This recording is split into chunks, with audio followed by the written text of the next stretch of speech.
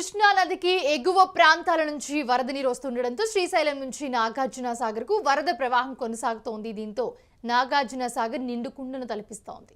కృష్ణా బేసిన్లోని ప్రాజెక్టులకు వరద పోటెత్తిన నేపథ్యంలో ఎగువన శ్రీశైలం జలాశయం నుండి వచ్చిన వరదను వచ్చినట్టే వచ్చి 1,20,000 సాగర్కు నీటినంతా విడుదల చేస్తూ ఉన్నారు. అయితే కృష్ణా నదిలో ఎగువ నుంచి వరద ప్రవాహం కొనసాగుతుండడంతో ప్రాజెక్ట్ నీటి మట్టం ఇప్పటికే 583 అడుగులకు చేరింది. దీంతో మంగళవారం నాగార్జున సాగర్ క్రస్ట్ గేట్లను ఎత్తి వరద నీటిని దిగువకు విడుదల చేసే అవకాశం ఉందని అధికారులు చెప్తూ ఉన్నారు.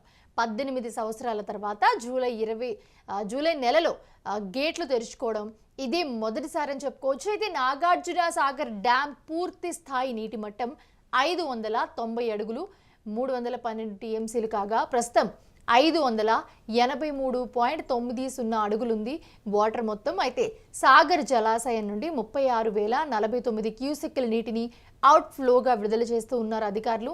ప్రధాన జల విద్యుత్ కేంద్రంలో విద్యుత్ ఉత్పత్తి కొనసాగుతోంది ప్రస్తుతం.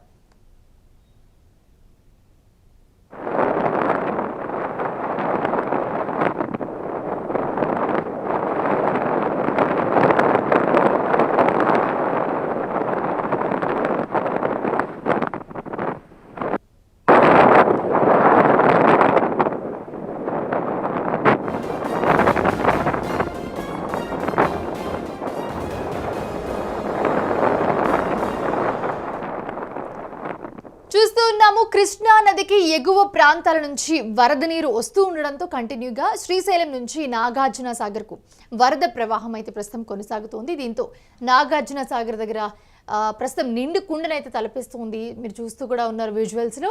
కృష్ణా బేసిన్లోని ప్రాజెక్టులకు వరద పోటెత్తిన నేపథ్యంలో ఎగువన శ్రీశైలం జలాశయం నుండి వచ్చిన వరదను వచ్చినట్టే 1,20,000 సాగర్కు ఈ నీటిని మొత్తం విడుదల చేస్తూ ఉన్నారు.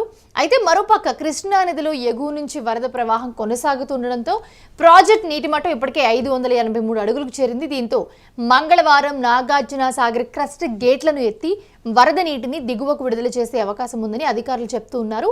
18 సంవత్సరాల తర్వాత జూలై నెలలో గేట్లు తెరుచుకోవడం ఇదే మొదటిసారి.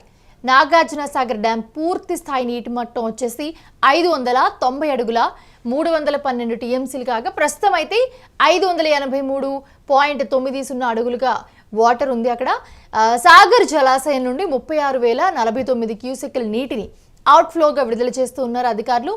ప్రధాన జల విద్యుత్ కేంద్రంలో విద్యుత్ ఉత్పత్తి కొనసాగుతోంది.